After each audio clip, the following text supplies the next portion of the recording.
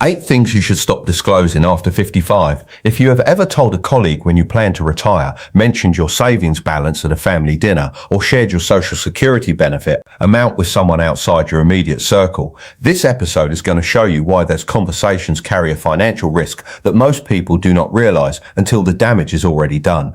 Subscribe to the Retirement Blueprint and turn on notifications. What we build here is the kind of clarity that protects the retirement you have spent decades building. Let us get into it. The Federal Trade Commission estimated that elder fraud cost Americans $81.5 billion in 2024. That figure does not come primarily from sophisticated cyber attacks or anonymous hackers. A substantial portion of it began with something someone said out loud, casually, with good intentions, to the wrong person. After 55, information that felt harmless to share at 35 carries a different weight. The assets are larger, the vulnerability window is longer. And the people who exploit that window, whether they are strangers, acquaintances, or family members acting on misaligned incentives, are increasingly sophisticated about how they use what they learn. My name is Warren Greystone. I am a certified financial planner. Today, we are going through 8 specific things that people approaching and entering retirement should stop disclosing, what the data shows about why each one matters, and what to do instead. We are going to finish with the one that carries the highest risk of all, and it is the one most people never see coming. Number 1, your retirement timeline. This is the disclosure that surprises people most because sharing excitement about an approaching retirement feels entirely natural. The professional consequences of doing so, however, are well documented and frequently severe.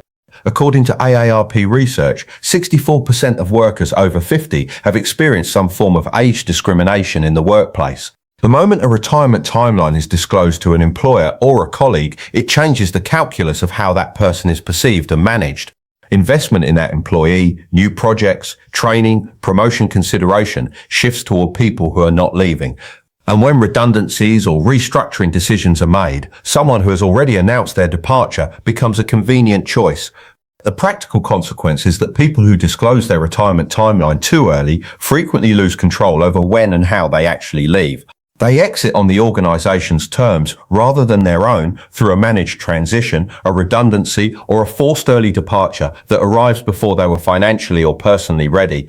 The approach that protects that control is straightforward. Keep the timeline private until professional notice is being given. Leave when the decision is made, not when someone else has been given advance warning to plan around it. Number 2, your net worth and savings balance.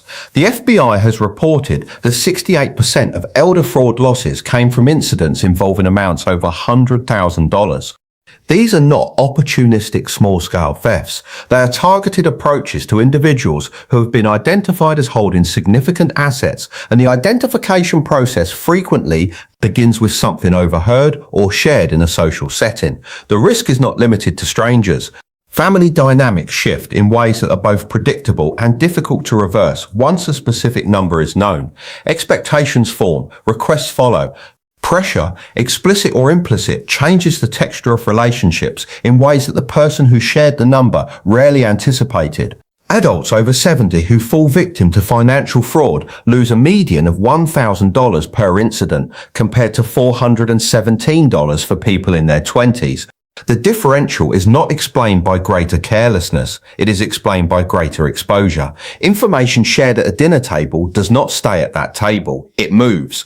The appropriate audience for specific financial figures is limited to a trusted financial advisor, an accountant, a solicitor or attorney, and close family members with a direct need to know. That boundary, held consistently, is a meaningful form of financial protection. Number 3, your social security or government pension benefit amount. This disclosure tends to feel benign because it involves a government benefit rather than a private financial figure, but the benefit amount, combined with age and location, information that is already available to anyone who knows the person, provides a scammer with a sufficiently complete financial profile to begin a targeted approach. Government impersonator scams, fraudulent calls claiming to be from Social Security, Medicare, HMRC, the ATO, or equivalent agencies are consistently among the highest loss fraud categories for older adults. The reason these calls are effective is that they arrive with apparent knowledge of the target situation, A call that references an accurate benefit amount, name, and approximate location sounds credible in a way that a generic approach does not. Research indicates that 27.7% of adults aged 55 and over receive 11 or more suspicious communications per week. The volume alone creates a vulnerability that is independent of any individual's level of caution.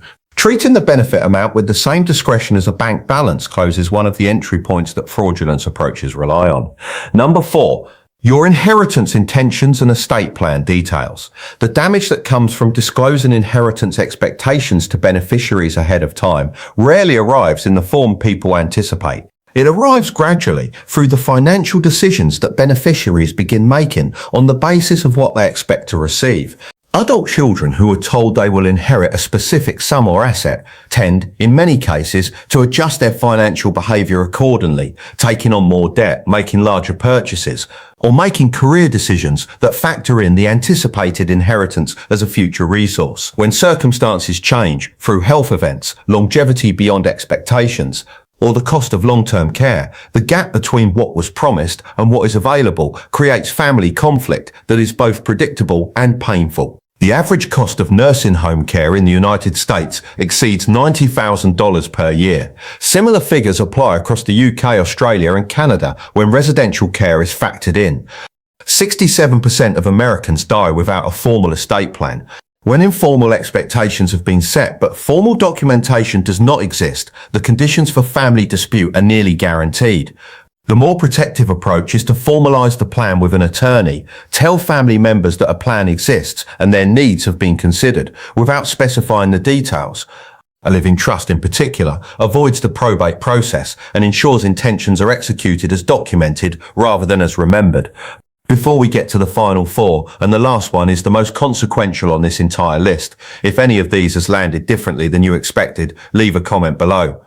Tell me which one surprised you most. I read every comment, and these conversations shape what this channel covers next. Number 5, your passwords and account login credentials. The version of this that appears most frequently among people over 55 is the well-intentioned sharing of login credentials with adult children as a contingency measure.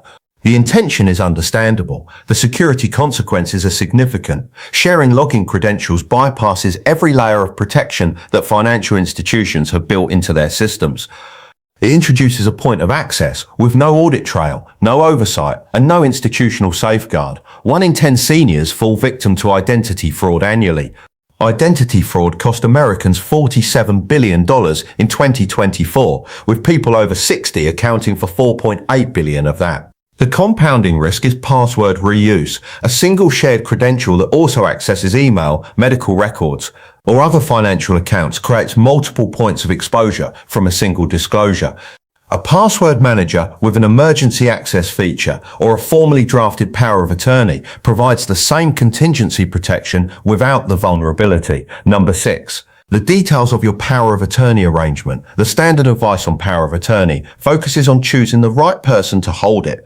Equally important, and far less often discussed, is controlling who knows about it. Once the identity of the power of attorney holder and the scope of their authority are known within a family, every financial decision they make becomes subject to scrutiny and challenge from those who were not chosen. Up to 60% of older adults with cognitive impairment experience some form of elder abuse, with financial abuse among the most common. The most effective structural protection is a springing clause, a provision requiring formal medical certification before the power of attorney activates. Combined with limiting disclosure to the drafting attorney and the named holder, this structure provides the necessary protection without creating the relational and security vulnerabilities that come from broader disclosure. Number 7. Your health conditions. In a professional context, disclosing a health condition after 55 introduces a perception risk that the data on age discrimination makes concrete. A health disclosure, regardless of its actual implications for performance, can shift how an employee is perceived and managed in ways that are difficult to reverse. In a broader social context, health disclosures create exposure to a category of fraud built specifically around them. Medicare supplement scams, fraudulent treatment offers, and health-related financial products are frequently initiated through contacts that reference specific conditions, creating an impression of inside knowledge that makes the approach appear credible. The appropriate audience for health information is medical professionals, a spouse or partner, and close family members with a direct caregiving role. Beyond that circle, the risks of disclosure consistently outweigh the benefits. Number 8, your big money window. This is the most significant item on this list, and it is the one that brings everything else together. The months immediately before and after retirement represent one of the most financially vulnerable periods in a person's life. Pension rollovers, lump sum distributions, severance packages, stock option exercises in a compressed period of time, more liquid capital passes through an individual's accounts than at almost any other point in their financial history. Investment fraud specifically targets this window. The recently retired represent a known and identified demographic, people who have just received large sums, who are making unfamiliar financial decisions under time pressure, and who have not yet established the settled routines of a retirement income plan. A social media post announcing retirement signals publicly that a financial transition has just occurred. A casual conversation mentioning a pension rollover tells anyone listening that a large sum has just moved into a new account its owner is still becoming familiar with. Each piece of information is individually innocuous. Combined, a known retirement date, a known asset level, a known recent financial movement, they form a complete picture for anyone with the intent to use it. This is where all 8 items converge. The retirement timeline tells them when. The savings balance tells them how much. The recent financial movement tells them where. That combination is precisely what sophisticated financial fraud is built around, assembled piece by piece from information shared voluntarily in good faith across different conversations and contexts. Handle the financial transition quietly. Work exclusively with regulated and trusted advisors during the transition period. Resist the entirely understandable impulse to announce the milestone publicly until the financial dust has fully settled. The celebration can follow. The sequence matters. 8 disclosures. A retirement timeline shared too early. Savings figures shared too broadly. A benefit amount treated as public information. Inheritance expectations set without documentation. Credentials shared without legal structure, power of attorney details disclosed beyond the necessary circle, health conditions shared where they create professional or fraud exposure. And the big money window announced before the transition is complete. What connects all 8 is the same principle. After 55, information has a different value to the people who might misuse it. The assets are larger. The fraud ecosystem targeting this age group is better resourced than it has ever been. And the consequences of getting it wrong are more difficult to recover from than they were in earlier decades. Discretion at this stage is not paranoia. It is the appropriate calibration of openness to the actual risk environment. The retirement you have spent a career building deserves that level of protection. In the next episode, we are going to cover the 5 things financial advisors consistently recommend selling or eliminating before you retire, assets and obligations that look like stability but function as anchors on the retirement you are building toward. If you are within 5 years of retirement, that episode belongs on your list. The link is right here. I am Warren Greystone. Plan with intention and retire with dignity.